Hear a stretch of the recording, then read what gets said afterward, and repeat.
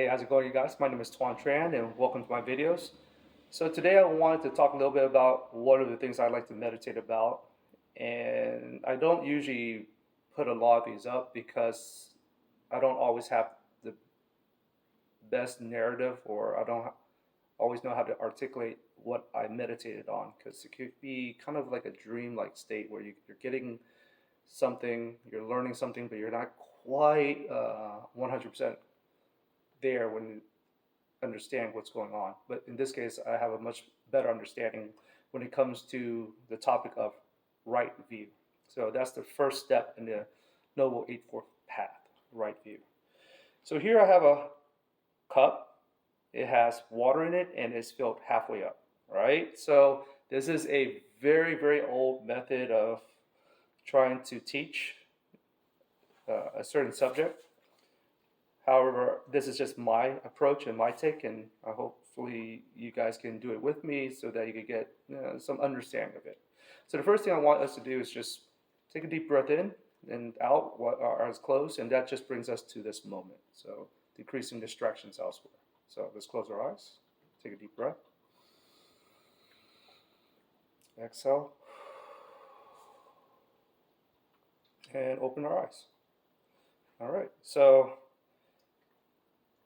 in meditation, there's an old saying that nothing changes before you meditate. Nothing changes after you meditate, but then everything changes at the same time after meditation. So a little confusing, right? But I'm about to explain that. So right there, we just took a breath. This didn't change, right? But I'm gonna have my first view of this situation, and I'm gonna look at it and say, like, this cup is half empty. Okay. So think about those words. When I say half empty, that's more of a negative judgment, right? So viewpoint has more of a negative bias where I feel like this is half empty, meaning I could want more, or it would be nicer if I had more water in the cup. So you see, that is a viewpoint. And that viewpoint can start the narrative of thoughts, words, actions, to come.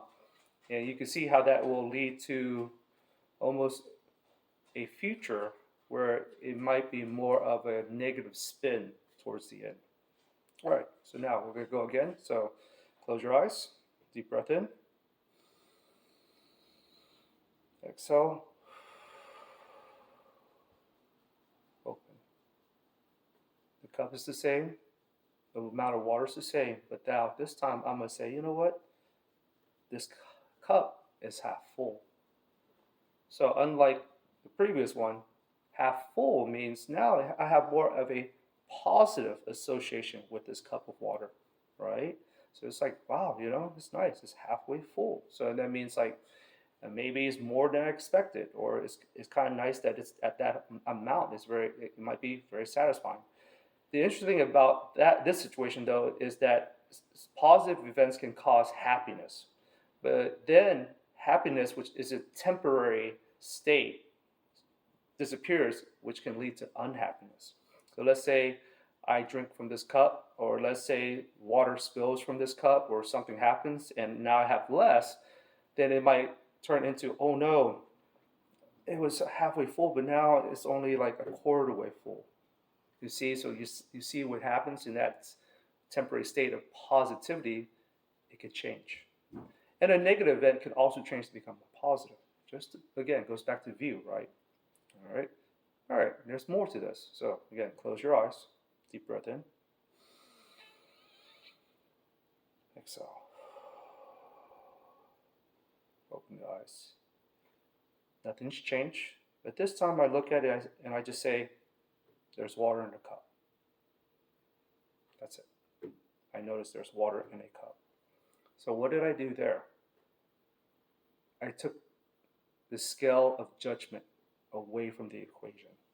Because as human beings, we tend to judge things always with some type of scale, amount, always comparing.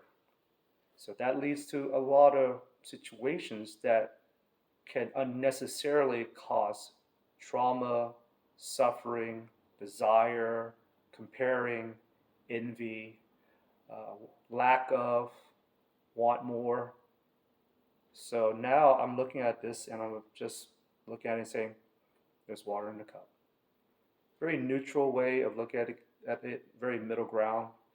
But at the same time, this can kind of save individuals from having too much ups and downs, right?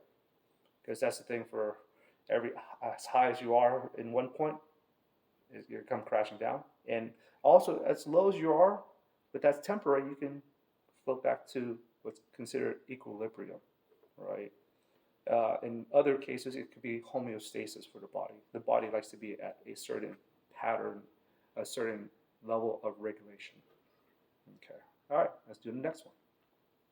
Close your eyes. Inhale. Exhale. Open. Nothing's changed, but I see water and it's being held in place. So, what does that mean? I'm looking at this in a way with non-human eyes. The thing is that being in a human body with a human mind, we create words, we identify things, we create definitions, we label things, we categorize things, we create dichotomy. And that leads to separation in its own way, right? Because the only way you can identify something is to create a identification or a name to label it, and then through labeling, then you put it in a place, and that causes a separation so that our intellect can understand something. Well, that could get us in trouble too, because then we could have attachments to certain ways of thinking or certain items or certain people or certain places. See, so that gets us in trouble. So I have a dog. My dog would not look at this as glass. He would just understand like there's water and it's being held in place. That's it. A cat, a bird, a rabbit, an insect, any other species would just look at this as water being held somehow, some way in this place, and they can drink it. That's it. So they're not doing as much of the labeling and dichotomy and categorizing as we are, because in a way that's a different type of freedom, and that decreases like anxiety, restlessness, so which can decrease suffering when you're not so involved in like analyzing everything with your intellect, human intellect, and over categorizing, labeling, dichotomy. All right, so the next one. So close your eyes, inhale, exhale, open. Again, nothing's changed, but now this time, you know what? It's amazing that this water is purified. It's clean enough for me to drink. It will sustain my life, and it's held by this pretty incredible item. I can't make this glass. So, because of that, I would like to take this moment to think about every individual that took part in making this glass to hold the water, from gathering the raw materials to using the machines to packaging it, supplying it, shelving it, and then putting it in a place where I can go and acquire, or with Amazon, I can order it and it's brought to me. And I like to think about the water and show gratitude and be thankful to all the people who took a part of, again, filtering this water, supplying this water, and then all the equipment needed to supply this water so that I could have clean water here to drink to sustain my life. Because it's funny, because water, right, 2 to 3 days without a clean source of it will pass away. But yet there's something that the vast majority of us take for granted, and take for granted how it's delivered to us. So this viewpoint is probably one of the most powerful, because then it just takes a moment in the present moment to just kind of think that way, and it can make you a little better off the rest of the day. That's all. Positive view, like it's not just a positive viewpoint as in, oh, it's halfway full. No, this is more of a gratitude, loving kindness, thankfulness, so that you just kind of look at how amazing it is that we live in a society that we do have a lot of things taken care of that could sustain our lives much longer than any other time in human existence. Average person is living to close to 80 years old in today's modern world. And something as difficult as clean water for many people, even let's say 100 years ago, it's it's a lot easier now to get something like this to sustain our lives so that we can continue to grow and to evolve and to move on to more enlightened ways of thinking.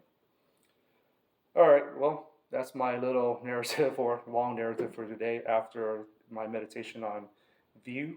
And I hope that this perspective and explanation gives you guys a little bit more awareness, understanding to help you in your journey.